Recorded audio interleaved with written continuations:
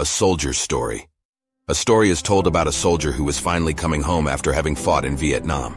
He called his parents from San Francisco.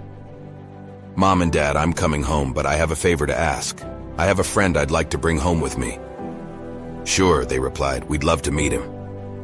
"There's something you should know," the son continued. "He was hurt pretty badly in the fighting.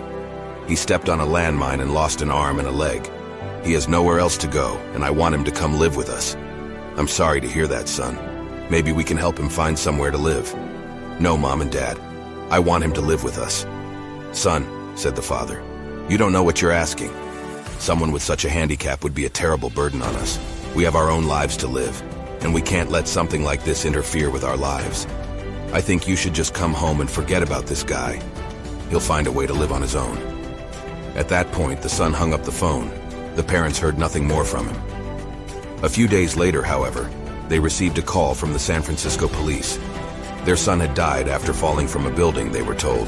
The police believed it was suicide.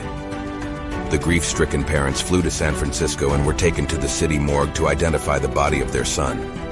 They recognized him, but to their horror, they also discovered something they didn't know. Their son had only one arm and one leg.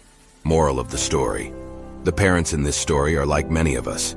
We find it easy to love those who are good-looking or fun to have around, but we don't like people who inconvenience us or make us feel uncomfortable. We would rather stay away from people who aren't as healthy, beautiful, or smart as we are.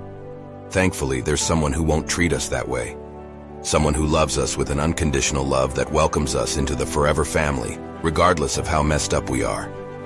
Tonight, before you tuck yourself in for the night, say a little prayer that God will give you the strength you need to accept people as they are and help us all